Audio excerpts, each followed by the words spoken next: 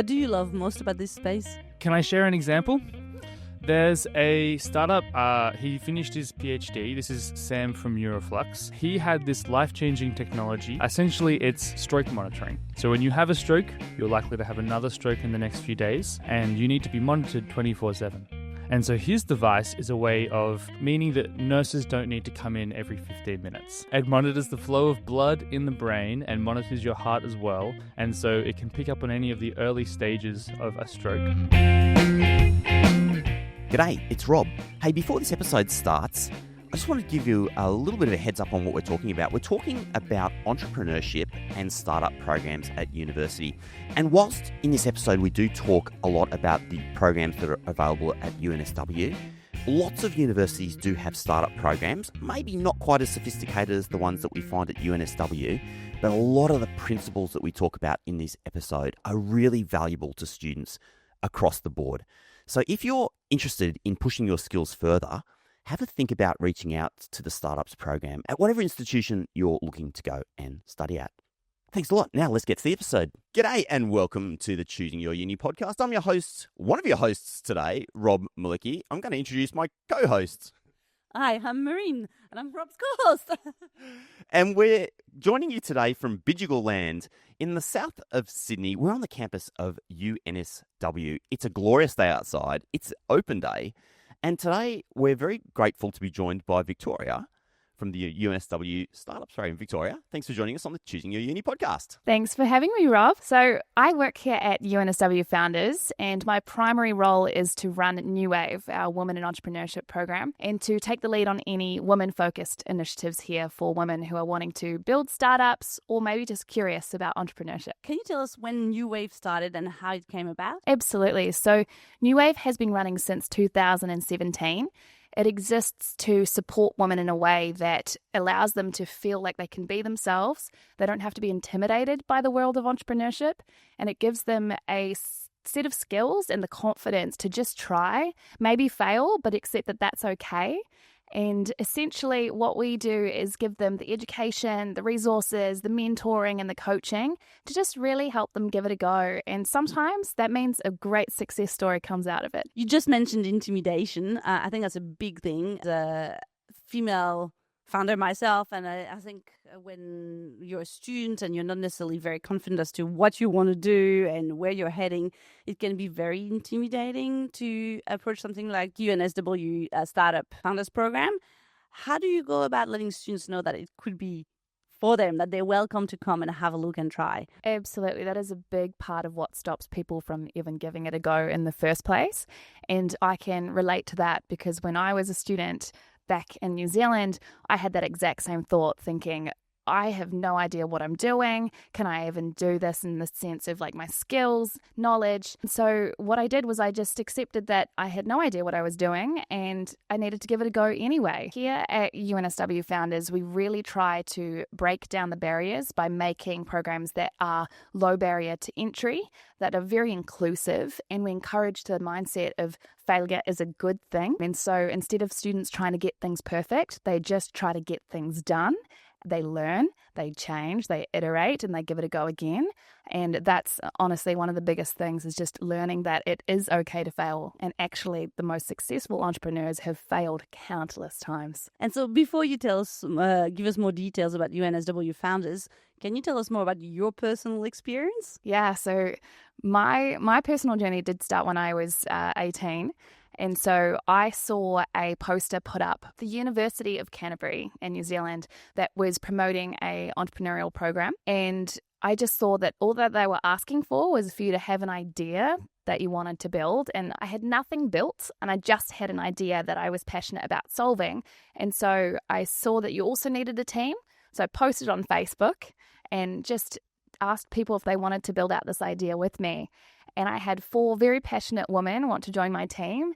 And from there, we just gave it a go. We pulled together all of our skills and our difference. So from there, I had a team of 4 women who had such different skills and knowledge. And we just worked together to pitch an idea. And we were all shocked when we got accepted into this entrepreneurship program for the first round. And if I just say a long story short, we didn't make it to the finals. The idea was good, but not good enough.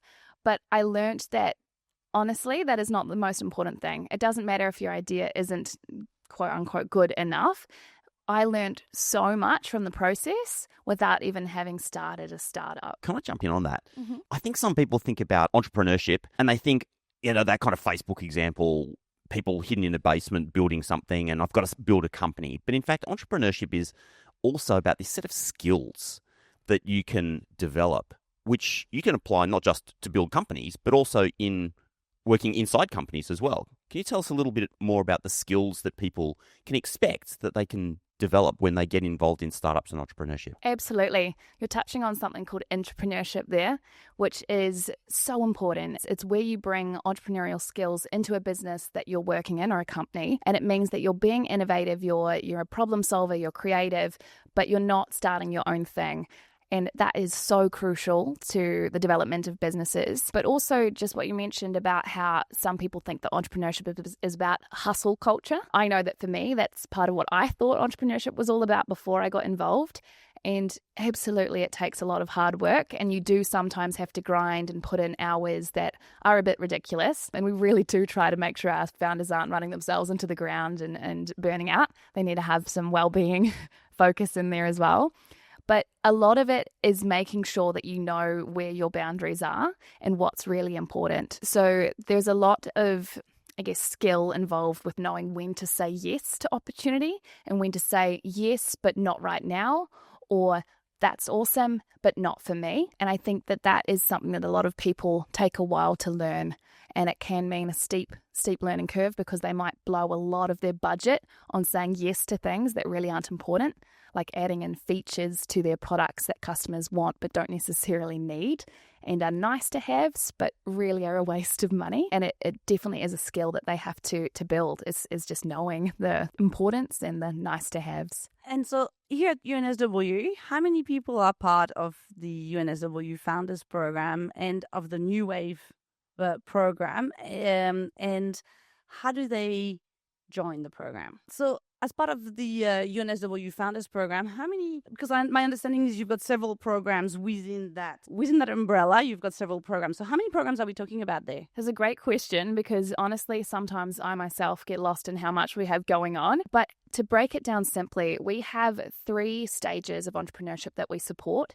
So that's the curiosity stage, the ideas stage, and the startup stage.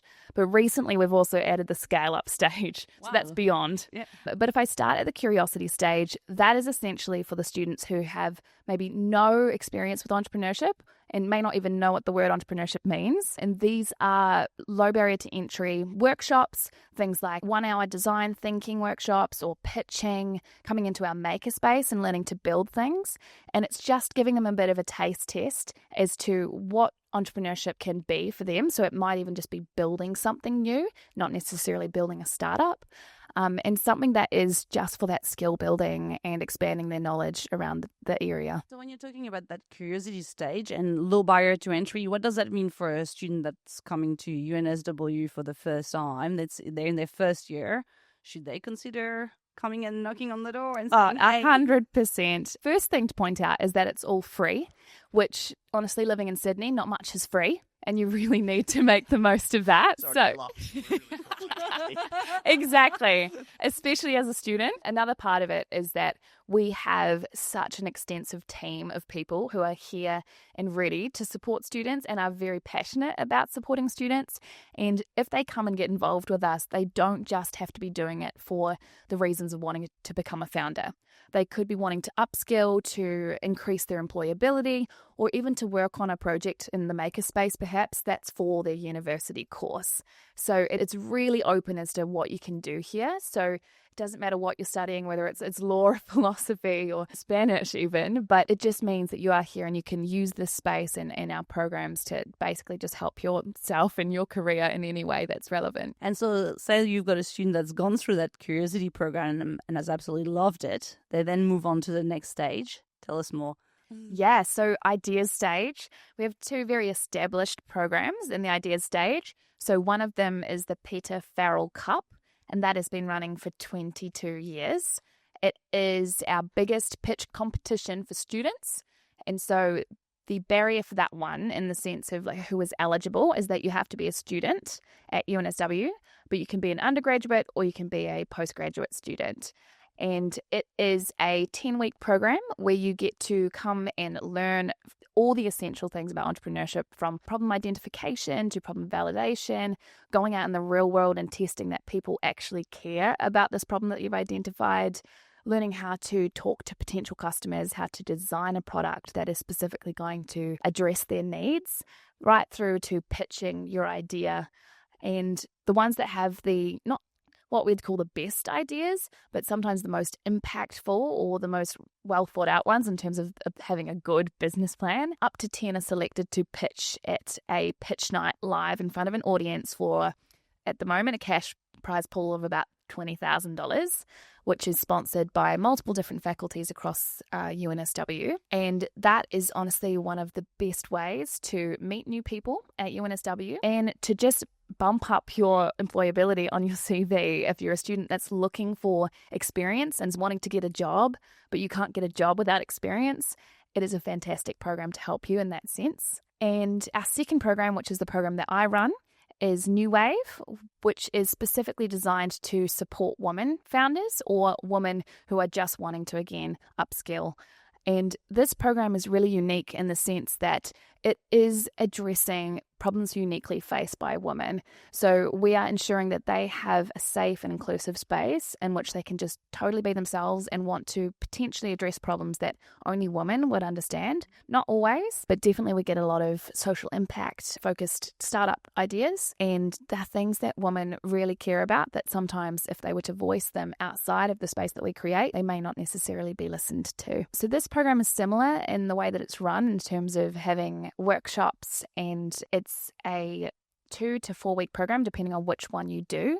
So our 2-week program is 2 weeks in person. It's very intensive, immersive, very fun, but as I said, intense is definitely a key word there. But it's basically a crash course on entrepreneurship. And then the second version is 4 weeks online, and we've made that to be more accommodating to women who potentially have children at home or are remote. So we've got women from all across Australia, and actually this program coming up, we've got a woman in China and another woman in London. So it just makes it so much more accessible, which is really exciting. And so this version of the program is a bit more self-paced and allows those who have other commitments to still get involved. And this program as well culminates in a showcase event. So up to 10 women-led teams are chosen to pitch live at a showcase and potentially win cash prizes, as well as just raise awareness for their problem spaces that they're solving. What a wonderful experience. I wish I'd gone to uni and done that. Could have come in handy. Us running our first business, we just winged it pretty much. We had some good advisors and people around us, but you don't know what you don't know. And so having that structure around you, I think provides such a huge step up for people who are thinking of doing their own thing.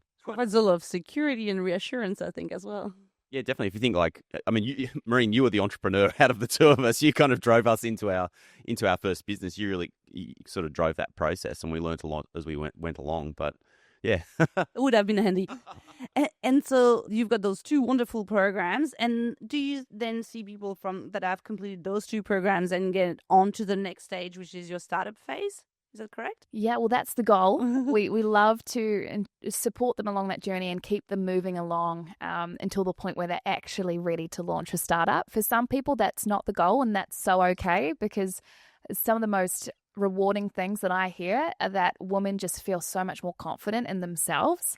And before coming into the program, I've had quite a few women who have been very timid and reserved and didn't want to speak up even when questions were asked in workshops. And then you will see them up on stage pitching their idea in front of an audience of about 100 people and taking home a prize. And they themselves are shocked at what they've achieved. But as a program manager, it's one of the most rewarding things when you can see how far they've come in sometimes only a month, 6 weeks. And that is much more of a for me, it's much more of a win than just having someone who launch a startup, We also want that. Don't get me wrong. That is a big part of what we do here. But knowing people have changed internally is definitely so important to us as well. And that's brilliant because it'll go on to have repercussions for the rest of their working lives, and they will have repercussions onto other people as well. So Absolutely. very impactful. So with our next stage, our startup stage, we have what we call the pre-accelerator.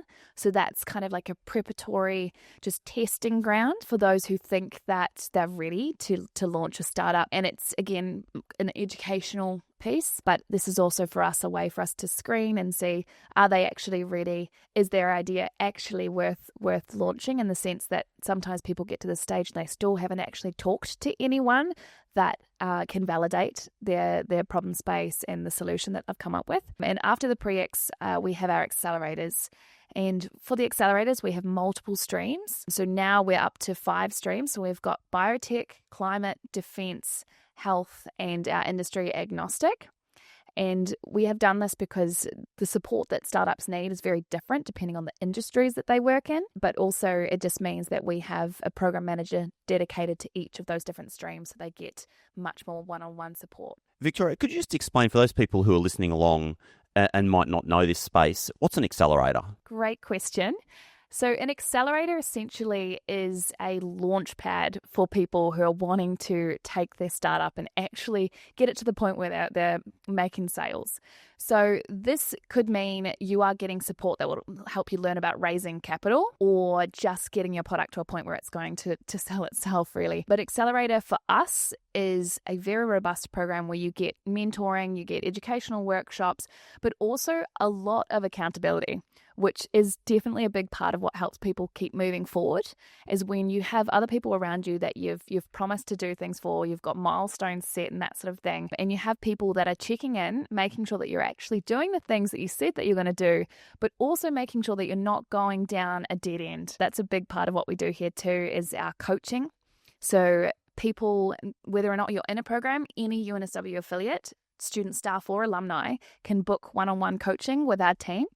And we have a huge gallery of coaches that are experts in multiple different things. And this is a unique resource that we have that other universities don't have, that is unlimited, in the sense that you can book as many sessions as you like, and you can book for multiple different reasons, whether it's just an emotional support session, which it does sometimes end up being, or if you're wanting to book with a coach because you want them to specifically help you with, say marketing or learning how to approach raising capital, anything like that. And this is the sort of resource that, honestly, when I was getting involved with entrepreneurship back at uni, I wish that I had, because I had so many questions and there's only so much Google can do to help you.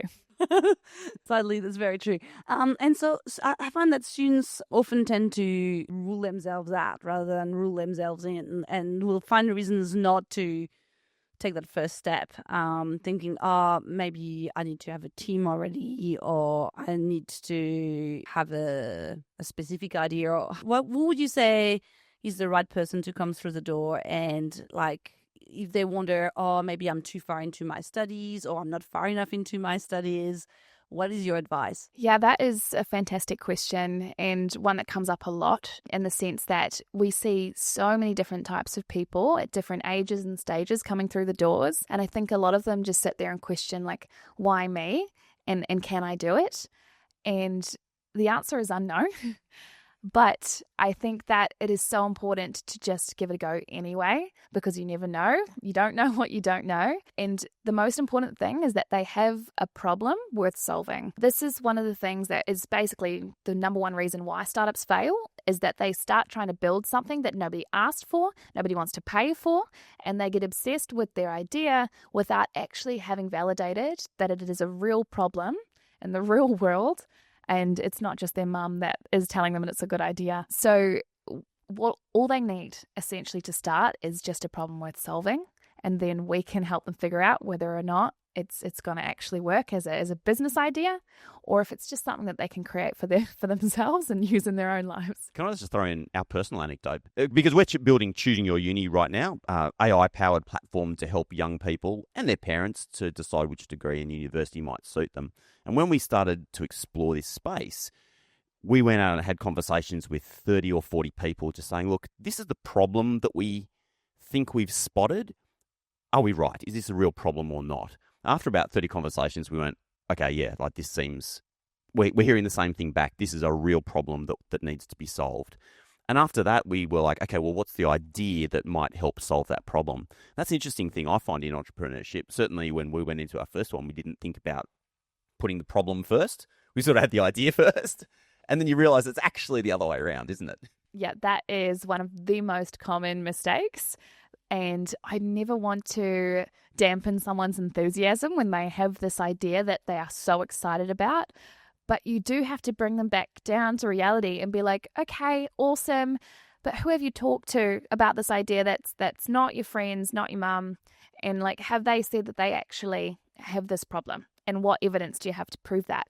So what you did going and talking to 30 to 40 people is exactly what people need to do. And I think sometimes, quite truthfully, people don't do it because they don't want to get a no. And they want to be right. And so it's kind of scary putting yourself out there with an idea. And so it's much easier to just stay in your room and start building it than to get out into the real world and actually talk to people. And so that is probably one of the biggest barriers where I'll be coaching people and I say, okay, love where this is going. So before we meet again, I just would like you to go out and talk to maybe 20 people about this and then come back to me and let me know what you found. And quite often they don't come back. And I wonder, is it because they just didn't get around to doing that task? Or did they realize in the process that they didn't have a good idea? It is something that happens quite frequently. And my job isn't to tell people they don't have a good idea, but it's to help them do the research and to learn for themselves. For sure. And do you have examples of people that have had a good idea and how the program has helped them succeed? Which program? Actually, that's a fair. I was thinking more of the umbrella one. Yeah. Any of the programs at UNSW Founders, take your pick. An example of one where you went, this is a good story. Absolutely. So I'll just go with my program because I know it best. Sure. So with New Wave, we, as I said, have a lot of women who come in who don't have any experience with entrepreneurship initially, but they're just eager to give it a go.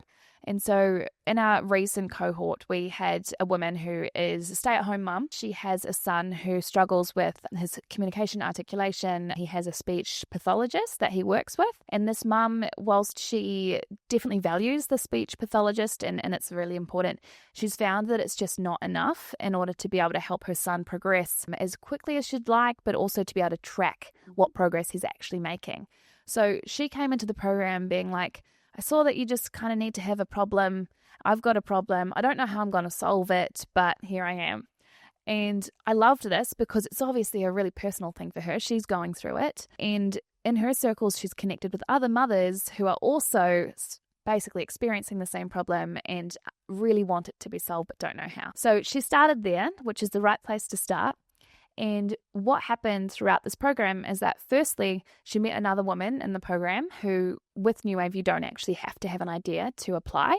You can come in as someone who has a set of skills and wants to apply their skills to a team. So she met a woman who had a complementary set of skills, who was also really passionate about this problem space. Even though she hadn't experienced it herself, she thought it was a really rewarding thing to work on. So they teamed up, and what they did throughout the 2-week program is that they worked on a whole lot of things, right from identifying the problem, being able to articulate it, through to being able to pitch it at the end. But what we basically provided them with was very structured support and step-by-step processes to go, okay, how do I take this problem from this problem stage to actually being a potential product with potential customers? And so we walked them through the identification of the program and of the problem through to, okay, you're going to go out and talk to people now. So they went out and interviewed multiple speech pathologists, students and children and parents and teachers that had experience with this problem. And it was very, very evident that it existed, and that while speech pathologists were very much needed, there was a gap. And that gap was basically for parents at home. If they're not at speech pathologist sessions, then what are they doing? What can we do? And they might be given homework tasks to work on, but it can be very hard to basically know if it's actually doing anything. So they then went through this process of going, how do we solve this problem? We gave them design thinking workshops. We gave them workshops that taught them how to actually build something quickly. So our rapid prototyping session is one that we do a lot. And so they were able to build something, very, very few resources, no money required, and then take that out to those parents that they talk to and go, would this work for you? And essentially it was an app that the parents could use at home that would communicate with the child, the parent, and the speech pathologist, which connected all the dots together and was much more affordable, because I don't know if you've ever been to a speech pathologist, but very expensive. And also it's just much more effective in the sense that you can connect the dots between what you're doing in your sessions and what you're doing at home. And from there, they learned how to communicate this idea in a way that was going to reach the audience. They successfully got a spot in the top 10 and pitched their idea live at the New Wave Showcase event. They took home the Medicine and Health Prize for their idea. And from there, they went on to do our Peter Farrell Cup competition. And they're pitching again on Tuesday night because they've made it into the top 10 teams for that one too. And I'm really excited about it because I think it's going to be a very impactful idea. I believe that they will launch it, and if they take home some more cash from the event on Tuesday night, then I think that'll be a really great cash injection to help them get their app launched. So it's very exciting. Really inspiring. Now might be a good moment for us to grab Hamish and drag you into this conversation. Hamish, thanks for joining us on the Choose Uni podcast. Yeah, thanks for having me. It's great to be here. It's pretty awesome to have you here because the space where we're recording is the makerspace here at UNSW for people who are working on startups. And for those people listening along, not watching, this is like a Funktown workshop. You've got all kinds of machineries, tools, drills. I can see a saw. I can see a model aircraft hanging from the roof, 3D printers. There's all sorts of cool stuff in here. And you look after this space. Tell us a little bit about what we're experiencing here in this space right now. Yeah, excellent. So we're in the Michael Crouch Innovation Center. This is the makerspace. So any startup that has an idea, and if that idea is vaguely hardware related, we're the place for them. We have 3D printers, laser cutters, some of your more like traditional woodworking and metalworking tools, pretty much any hand tool we've got. And then we have a decent amount of electronics. What we don't have in this space, we have in the makerspace network. So there's a few makerspaces on campus, which really means that if you want to make anything, well, we're the university for it, but this makerspace it's here for you. Yeah. How easy or hard is it to get access to this space for students that are part of the program? We've tried to make it as easy as possible. Now, there are some safety requirements. So if you go onto our website, you'll find that there's the Makerspace Safety Induction, or the Workshop Safety Badge, I think is what it's called at the moment. That is it's a 1 hour online and then 2 hours in person. It can seem like you're just ticking boxes, but it is a really incredible chance to learn how to use the equipment. And it also gives me confidence when I supervise, 60 students at once in this, big but relatively small space when you get that many people all with tools. What do you love most about this space? Can I share an example? There's a startup. He finished his PhD. This is Sam from Neuroflux. He had this life-changing technology. Essentially, it's stroke monitoring. So when you have a stroke, you're likely to have another stroke in the next few days, and you need to be monitored 24/7. And so his device is a way of meaning that nurses don't need to come in every 15 minutes. And so this device, it monitors the flow. If he's hearing this, he's probably, frowning, but it monitors the flow of blood in the brain and monitors your heart as well. And so it can pick up on any of the early stages of a stroke. And so it can get you back to the hospital really quick. Now, his life-changing technology, he finished his PhD, he knew the technology worked, but unless he implemented it, it was going to go nowhere. And so he went to an engineering firm. They quoted him just under $1 million. No PhD candidate, let alone anyone, has that much money to just drop on a whim. And so he came to us and we helped him. We filled out his skill set. So we helped him with the 3D printing and the laser cutting and the design work. We got him through his first clinical trial. He's currently in his second clinical trial. And so we've been able to follow his success. And in time, when he hears good things from the clinical trials and people really... he's got the momentum and people see what he's making, he'll be able to get those grants and maybe go back to those engineering firms if he sees fit and get that product out into the market. This is really nice. One of the things that I really appreciate about UNSW is how it's brought this facility into the hands of students. I mean, I think most universities have got great facilities where you can go and build stuff if you're part of the engineering program or you're part of one of the specific niche areas. But they're kind of almost like cordoned off. And unless you're in a PhD program or fill in the blank. You don't really get access to it. It feels really nice to have that available for people to be able to develop their ideas. Yeah, it's refreshing. This space, all you need is a ZID. And so all you need to be is somewhat affiliated to the university. Yeah, students, researchers, alumni, staff, we're here for everyone. We want to hear your ideas. We want to support you. That could just be a personal project, but then maybe, later in the line, I'll tap you on the shoulder and be like, your personal project's a brilliant startup. You should come do New Wave or one of our other programs. And so it's an exciting space to be. And there's always lots of new and novel ideas. And it's incredible. Yeah, no day is the same. How did you end up being part of this? Yeah, so I suppose the Makerspace network, it's truly a network on this campus. Every Makerspace tech knows and likes each other, and it's a good time to make things. I was a casual in the engineering firm, or in the engineering faculty, and I was a student in the built environment faculty. And so I covered the whole network just as I was a student. I did that for ages, working in the makerspaces, helping people make things and cleaning up after them. And then a little later on, this job came up, and I was like, oh, this person has so many already in the network and they know how to make things. Now we just need to teach them how startups work. And so that's sort of how I found myself here. And that's why you should get involved when you're a student and take up all the opportunities that come your way. Yeah, it really is. I was down at UNSW in Canberra, so there's a small footprint down there and soon to be a very large footprint down in Canberra. And what I was also impressed by was how the university has very deliberately tried to position this sort of innovation side of things close to actual industry. So if you're working on a startup program, there are people who have built companies that are, down in Canberra, they're co-located, and that's very much the concept down there. But even here, you've got opportunities to interact with, I dare say, real, inverted commas, professionals, but people who are out there at the coalface building and creating things day in, day out, which is pretty cool. I don't know, have we spoke much about the 10X program yet? So the 10X program, now correct me if I miss anything. So the 10X accelerator, where we try and take the best startups from each program, and the program being whether it be health or defense or biotech or climate. Am I missing any? Health and general industry. This is why we're here together.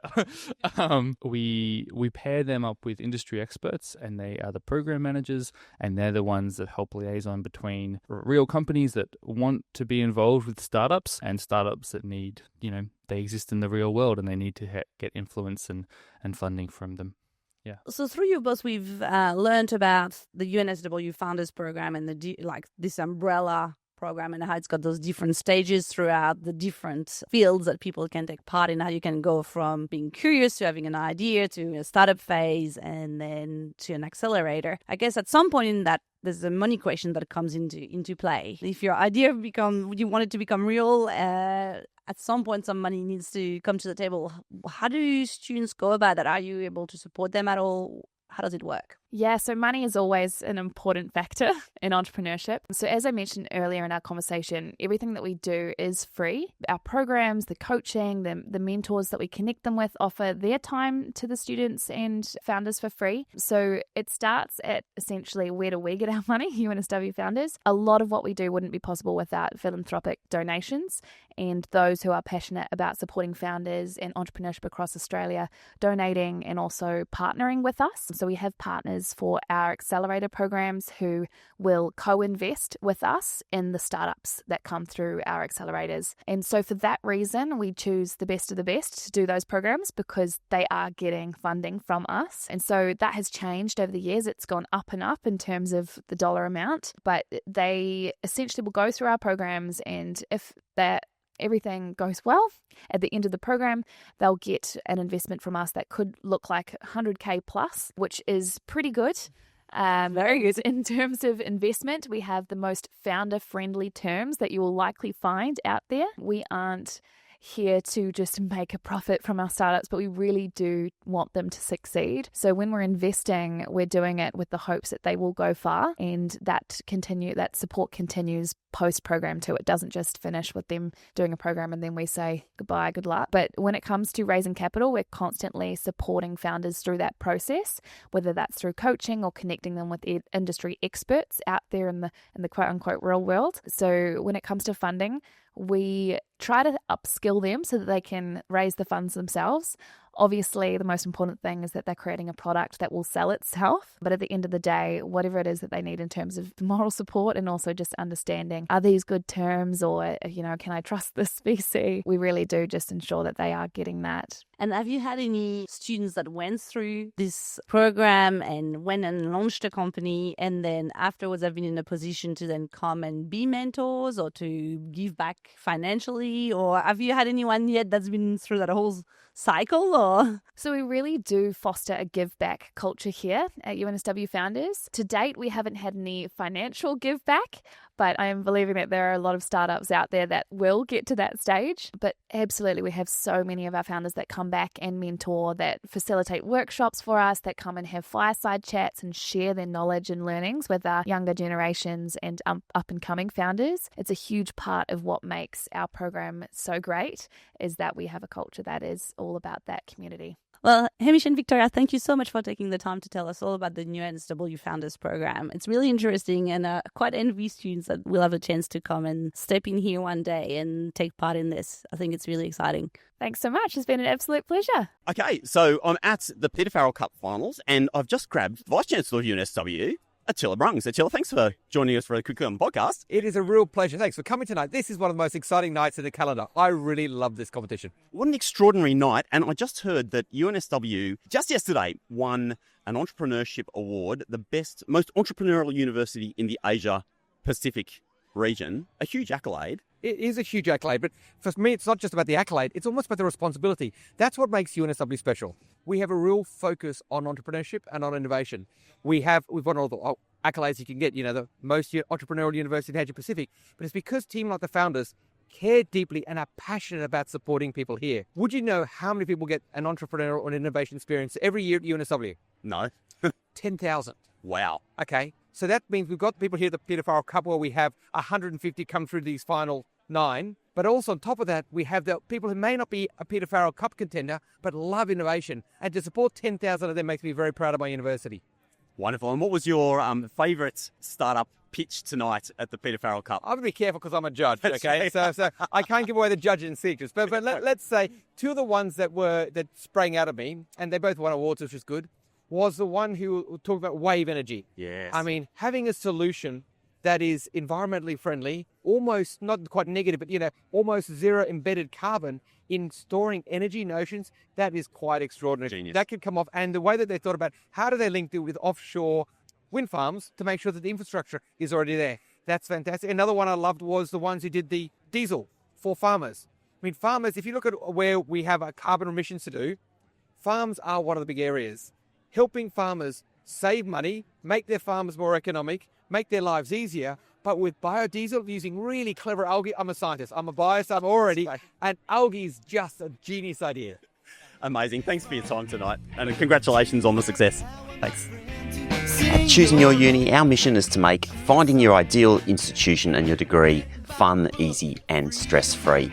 So if you're looking to save some time, to discover more, and to get personalised advice for every step of your journey, check out choosingyouruni.com.